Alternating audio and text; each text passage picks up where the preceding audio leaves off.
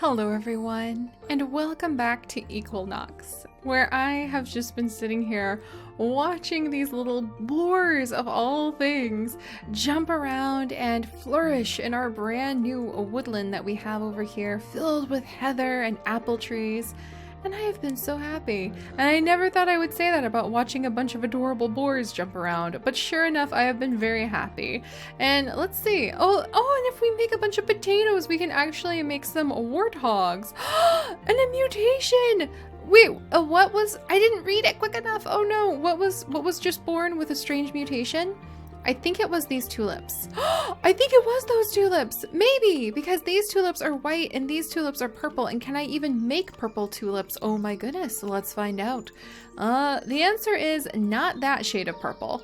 This is so exciting. We have a brand new tulip. Oh my gosh. And then there's a blue one over here. The blue ones seem to be kind of a familiar mutation. Wow, then we've got some like yellow ones going on. Where are we? Oh, we're over by where we used to have ducks. This area seems to produce a lot of interesting mutations. We do still have some ducks, as you guys can see, but unfortunately we no longer have the blue ducks that I was really trying to keep going. We do, however, still have the purple trout who are swimming about. Haha, I love the rhyme. And we have some of the brown water lilies hanging in there. I think their population density is a little bit high for right now, but all right. Look at those tulips. That is so lovely. I'm actually going to go ahead and remove a couple of the other types of tulips to see if that will encourage this one to spread faster, because I think if we actually keep the population density a little bit lower by taking out some of the tulips that are nearby, then theoretically, if I'm right, this one should be pretty happy and start spreading a bunch of tulip seeds everywhere, and maybe I can actually get, oh, its health is going down because it's age, maybe? A grass tuft? Okay, let's see if we can remove some of the grass tufts and make room for it to spread some seeds. I'm not sure if that's how this works, but we're gonna give it a little try. All right, come on, little purple tulips. There's more tulips, yes! Let's get rid of this grass tuft and this grass tuft. There's some rosemary coming in. I'm going to get rid of this grass tuft and this grass tuft. We're going to keep the population of tulips kind of on the low side and nothing around it. And then we'll see if we can spread some beautiful purple tulips. Look, here's one over here. Yes. Okay. I think it's kind of working. I'm going to go ahead and remove this tulip population and this tulip population. And hopefully, with a little bit of finagling, now that I'm figuring out how to remove and how to add different types of plants and animals. All right, so now we have two. I'm gonna even remove this rosemary because I'm that eager to see the tulips thrive. Look, now the health is going up on these tulips. Suitable biome, okay. Seems to be doing okay, good. Low population density. So hopefully, its environment, suitable biome. Let's go ahead and remove that. I think I'm now changing the biome that it's in. It likes grassland and woodland though. And we do have a strong grassland here. So maybe if I put down something that it won't compete with for space like a tree, would that work? If I put down, oh, what about an apple tree? We don't have any apple trees over here, so that might be kind of interesting. But all right, we've got a grass tuft. And over here, a purple tulip. I think that does have a little bit of an effect to kind of like pull away some of the population that's nearby, if not of tulips. Let's see, population density low. The suitable environment is going up. What's its favorite environment? It spreads grassland biome. So maybe actually having grass nearby helps it. What else spreads grassland biome? I think we have a tree that does. But yes, so clearly we are diving right back into things. And that's forest biome. That's woodland biome. And I don't think I actually have a tree that spreads grassland biome. But look at this. We do have several tulips popping in. That is fantastic. I'm going to keep some of these pulled away. these grass tufts, not too many of them, but I might remove some of these pieces and keep an eye out for any other tulips that get too close. And I think we should have a population of purples that are very happy now. They think that this is a suitable biome. They've got some room to spread. Do we have any tulips coming down here yet? No. But they might. Oh, there we go, there we go. Yeah, look at that. Okay, so I think if you kind of like clear out some of the competition, you can try to isolate a specific type of the genetic mutations that you have under your watch and convince them to continue to grow and spread and propagate. So I'm going to remove a few of these. Are these guys happy? They're just getting a little older. What about, that's a grass tuft. What about over here? Grass tuft. Health. Oh, the population density is too high. Okay, I'm going to transplant this one over here. What do you think about that? Oh, now it's happy. Nice. Okay. And this one's just getting old, unfortunately. Nothing I can do about that. This one's just getting a little old. I think it'll be okay. All right, good luck, little purple tulips. I really hope you spread. I think I have one over here as well. Yep. So I really hope that they can continue to spread. Population density average. In fact, let's go ahead and transplant another one over here. And I think it'll be okay. And population density low.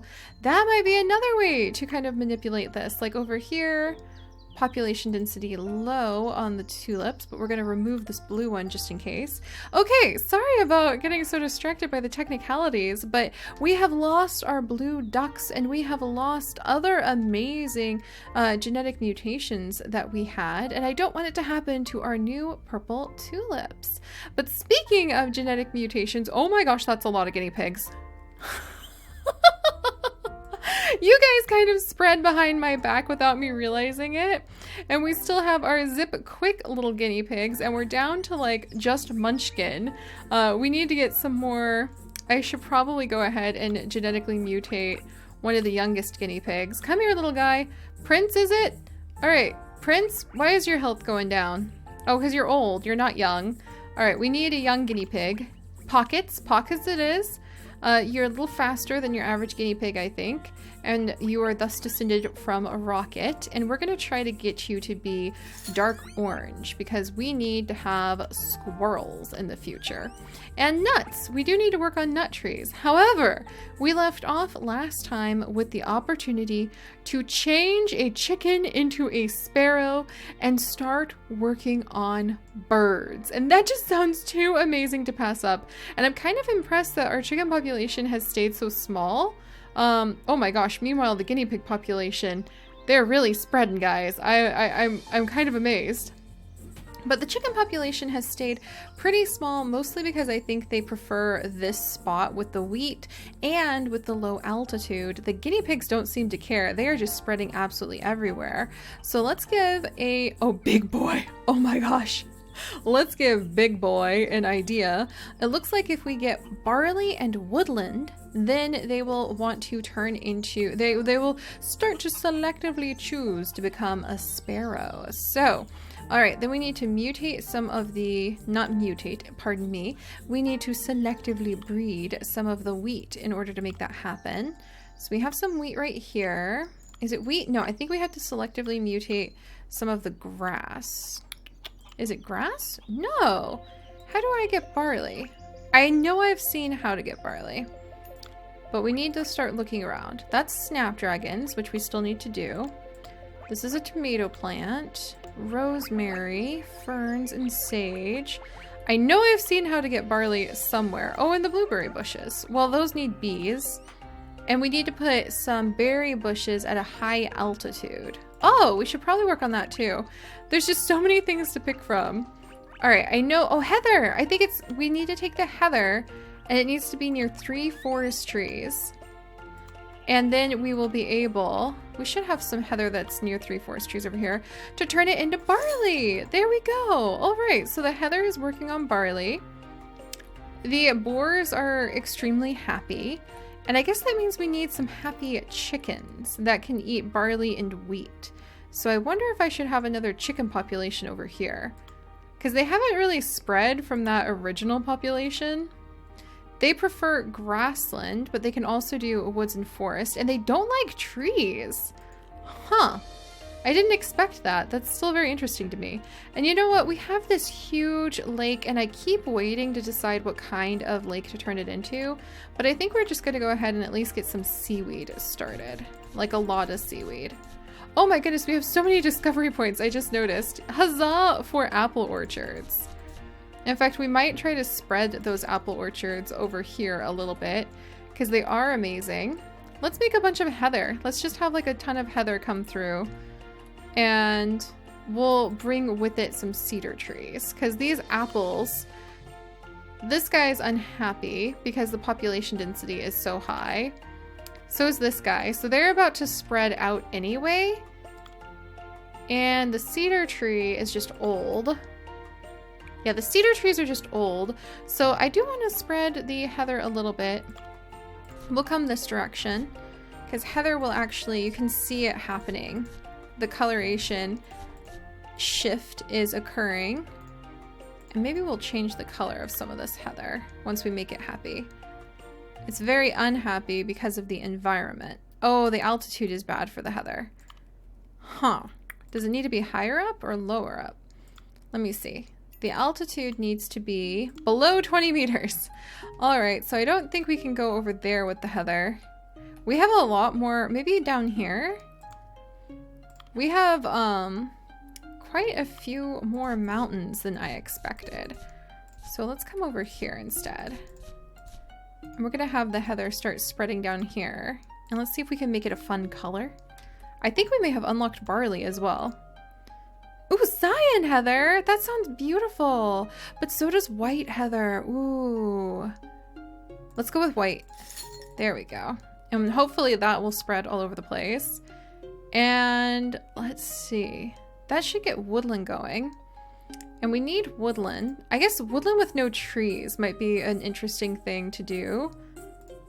Like, well, do I want woodland? Maybe. Like, what does barley live in? Have I unlocked barley? Turnips! Oh my gosh, and carrots! Oh my goodness. Okay, what lives in woodland? Tomato plants. Barley! Yeah, barley lives in woodland. So it likes to be around herbs and stones below 50 meters, and it likes woodland, and it periodically produces fruit, which is eaten by animals. All right, that sounds like we've got our potential sparrow field. Ooh, I like that idea with the birds, and the birds will need to be near trees. So this, we might make a forest up here and like a tree-free woodland down here. This is gonna be tricky. This is gonna be very tricky, but I think we can manage it. So we want to spread woodland, and that's gonna be oregano. So we need these herbs for sure. So we need oregano, and we need buttercups. Do we want to grab like blue buttercups? I think having just the plain buttercups will be nice. So we want to put down a bunch of buttercups and kind of compete against the grass tufts here to make a different kind of biome. So we'll remove all this grass. The grass is trying to come in. It's like, no, this looks like a perfect land. I want to be here. And now we have created a mix of forest and woodland. I thought I was spreading woodland. Yeah, oregano spreads woodland. Yeah, woodland. Oh, I bet the heather spreads the forest. Well, I made that a very confused location for sure. But let's see what we've got. Forest and woodland. It looks like enough of a split. I think that the barley should be okay. All right, woodland, wheat. No, not wheat. I want barley. All right, there's barley habitat. And we need stones. Okay, guys, we've got this. We've got this. Let's put a bunch of barley down here. We're going to spread it all over the place. It's going to be very mad because it's going to want a bunch of stones. So we're going to mix. Look at this. And we have the white heather beginning to spread. There we go. And we'll spread some of these rocks over here. So hopefully The barley will be so happy. It'll be like, oh, I want to be here, so that the little sparrows can like selectively mutate their way in. All right, there's that. Wonderful. Okay, so now that that's happened, and now that we have barley, where's my barley? All right, the barley is happy. Yes, you guys know what this means, right? Okay, so now we're gonna get a chicken, and we're gonna put it right here. We're gonna get 2 chickens. We have pumpkin, and we have, oh, nutmeg, what a name.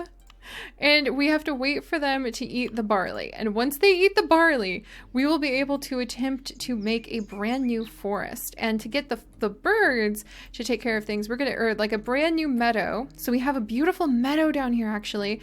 And now we need to actually spread a forest. It's so much easier now that I figured out that you need to come over here and click things. So let's actually put down some ferns here. Are they gonna be mad about the altitude? No, they don't care about the altitude, thank goodness. All right, so we're gonna spread a bunch of ferns over here to try to get a little bit of a forest going. Oh, look at our little meadow. Oh, we have little chicks. We have little chicks. Are they eating the barley? I think so. The barley just disappeared. There we go. All right, we are working on getting a sparrow, my friends. Oh my gosh. I love this beautiful new meadow we have.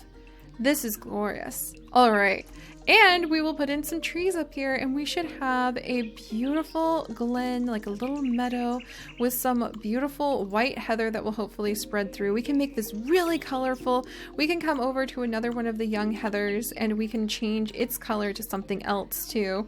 Let's get some cyan in there after all. Why not? Well, why not? Because we're out of discovery points, that's why. But all right, so if you guys could please leave a like to leave a little bit of luck for our tiny itty bitty baby chicks, because they are about to begin a big life as sparrows if we're lucky, or at least their children will selectively mutate into sparrows, and we will have birds flying through our world for the first time. And if you guys have not yet joined us, do please consider subscribing for this and many more, usually less scientific and analytical ways of exploring so many journeys together. And I will see you guys next time. Bye bye.